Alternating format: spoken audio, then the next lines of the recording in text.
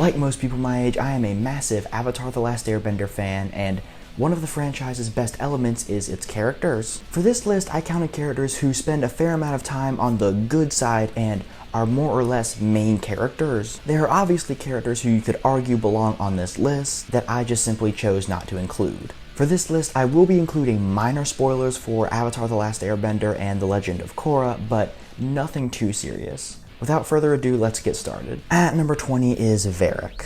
This might be blasphemy to some, but I'm not a Varrick fan. As much as I love John Michael Higgins, I kind of find Varrick annoying. His redemption arc is weak when compared to other redemption arcs in the franchise, and his relationship with Zhu Li is very poorly written. At number 19 is Kai. Kai has a solid introduction in Book 3 as a new airbender and a decent side plot about the Earth Queen trying to conscript airbenders. He also has a pretty solid character arc as he learns to trust others and put himself at risk to help them. Then in Book 4, he only appears in 5 episodes and only has lines in 1? I guess the writers just kind of forgot about him? Like a lot of characters towards the bottom of this list, I debated whether or not I really wanted to include him because he doesn't have as much screen time as characters higher on the list. A lot of characters are towards the bottom of the list not necessarily because I dislike them, but because they didn't have enough screen time to be given fully fleshed out character arcs. At number 18 is Opal. Like her mother Sue, Opal helped flesh out this universe and how the invention of metal bending changed it. She has pretty good chemistry with Bolin. I think they're a solid pairing, and their plotline in Book 4 where they fall out and reconcile is pretty good. She's another character that did not have as much screen time as others. The reason that she's higher than Kai is that I think her character had a lot of potential and wish the series had done more with her. At number 17 is Appa. Appa gets a surprising amount of character development for an animal. Appa's Lost Days really digs into his bond with Aang. They have a unique relationship that isn't like Aang's relationships with other members of Team Avatar. Also, I love his varying dynamics with the rest of Team Avatar. Each member interacts with him in a unique way.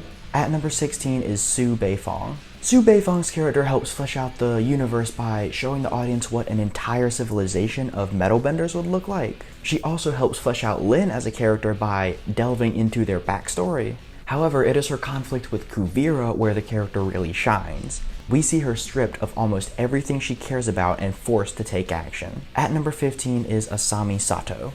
In Book 1, Asami has a very clearly defined place on the new Team Avatar. She's the non-bender, the tech genius, and the rich girl. She also has pretty good chemistry with Mako, and her friendship with Bolin is very underrated. However, after Book 1, she becomes a pretty stagnant character without much growth. She gets a little bit of growth in Book 4 as she tries to reconcile with her father, but it's not very much. At number 14 is Lin Beifong.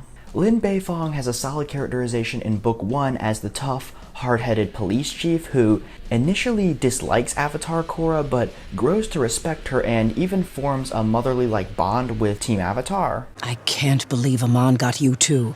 Hey, at least you unlocked your airbending. Bro, not the time. Right. She even goes so far as to sacrifice herself for Tenzin and his family. However, like most Legend of Korra characters, Book 2 makes her a lot less likable. She becomes irrational, uptight, and condescending. Books 3 and 4 make her a bit better. The family drama storylines that she has are fine. I think that her tension with her sister is slightly better written than her tension with her mother, but neither one of them are terrible or great. At number 13 is Jet.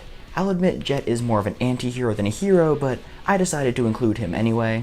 He starts out as the good guy who does bad things trope, but evolves into more. His interaction with Zuko helps flesh out both characters and even leads into a mini arc for Jet that continues into his experience at Lake Laogai and eventually his conflict with Long Feng. At number 12 is Jinora. Jinora has a solid coming-of-age arc from books 2 to 4. We see her grow from impatient child to full-fledged airbending master. I also enjoyed her conflict with her father. I like the fact that Tenzin kind of feels jealous that his daughter is better at spiritual matters than he is. It says a lot about who he is as a person. He does eventually learn to trust her and even lets her lead the expedition to find Korra. At number 11 is Suki. Out of the core Team Avatar, she's the one that has the least amount of character development and screen time.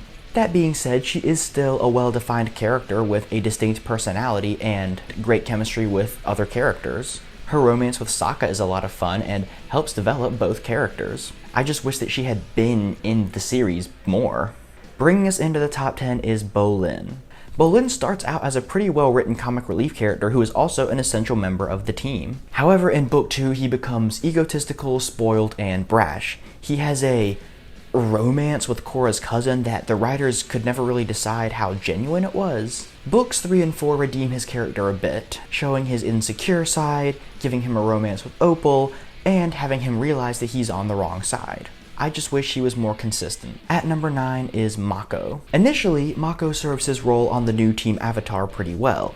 I like the mother-son bond that him and Lin Beifong form. I actually like him and Korra as a couple. So often, movies and shows will put the strong female character with the least masculine male character in order to emphasize how strong and empowered she is. I like the fact that this show does the opposite and puts the strong female character with the more masculine of the two male characters. That being said, in books 2, 3, and 4, he has a lot of conflicts with his brother that feel very forced and poorly written. At number 8 is Toph. Toph is perhaps the member of Team Avatar with the most extreme personality and the strongest characteristics. Jessie Flower also probably gives the most distinct vocal performance of the bunch. The downside to her character is that she's very flat and doesn't have a lot of character growth. Her appearances in Legend of Korra give her some drama with her daughters, but even that is not incredibly fleshed out. At number 7 is Katara. Katara has a pretty good character arc about becoming more confident and learning to let go of anger and vengeance. Her and Aang are a good pairing, and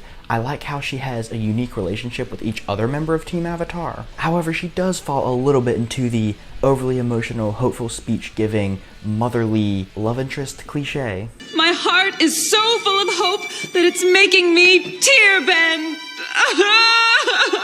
Number 6, Tenzin. Tenzin contrasts well with previous mentor figures in the franchise like Iroh, Jiang, and Piandao. While they were typically aloof, calm, and laid back, Tenzin can be aggressive, short-tempered, and a stickler for the rules. Yeah, you're a terrible teacher, Daddy. I love how throughout the series he tries to be the best mentor he can be while also being a husband, father, and trying to preserve air nomad culture. He also has pretty much the only arc in Book 2 I like, as he tries to work out his tension with his siblings. I don't really care for his arc in Book 3 about training new airbenders because it just feels generic and poorly written. Bringing us into the top 5 is Korra. Korra starts out as a strong protagonist due to her stark contrast to Aang. She's abrasive, opinionated, and loudmouthed, but also confident, self-assured, and capable. However, in Book 2, she becomes argumentative, selfish, and mouthy. Her tension with Tenzin, her father, and Mako feels really contrived and out of character. However, books 3 and 4 make her an interesting character again with the PTSD plotline, which is one of the best character arcs in the franchise. Like most Legend of Korra characters though, she's hurt by inconsistency. At number 4 is Iroh. Uncle Iroh is the perfect example of the mentor figure archetype. He perfectly serves his role in guiding Zuko toward the good side and being the wise, older wisdom dispenser. I love the fact that we get to see him break the wise, aloof facade every now and then. We see him being comical, sad, and even angry. It makes him stand out from other archetypal mentor figures. The only flaw is that I wish that his arc was a bit more fleshed out. These top 3 characters are very hard for me to pick from. I switch around in my head which ones I like more probably every day. That being said, I think that my number 3 is Aang. Aang has a great hero's journey with a strong character arc. He has good chemistry with just about every character, and Zach Tyler Eisen does a good job capturing his youthful innocence, but also his more serious and mature side.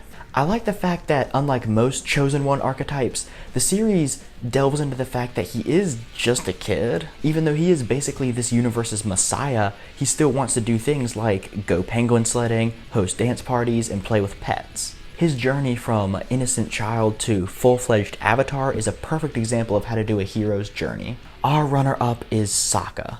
Sokka is a perfect example of how to do a comic relief character with a Hawkeye complex who is also essential to the story and to the core group of characters. He manages to be genuinely funny while not having comic relief be his only trait. He also has a really underrated character arc about finding his place as the Xander Harris of the gang. I love the way he transforms from insecure, overprotective older brother to capable and confident leader. But at number 1 is gonna be the Cabbage Man. This man's character development over the first 2 books is astounding. Watching his business get destroyed by Team Avatar over and over again is truly heartbreaking. Nah, I'm just messing with you guys. At number 1 is the man himself, Zuko. I know it's cliche to have Zuko as my favorite character, but he is just that well written. His slow transformation from disgraced prince to exiled outcast to absolved but conflicted prince to ally of the gang and member of Team Avatar is perfect. There is a reason why it's cliche to praise his redemption arc. Last week, a patron challenged me to make a video on redemption arcs without ever mentioning Zuko. And you know what? Challenge rejected! On top of that, his appearances in Legend of Korra help reinforce his character's journey. I genuinely forget that he wasn't the main character sometimes. So that's it, that's my ranking. Who's your favorite Avatar hero? Would you guys like to see a ranking of the villains also? If you guys want to see more Avatar content, check out this playlist. As always, thanks for watching. Be sure to subscribe. Bye.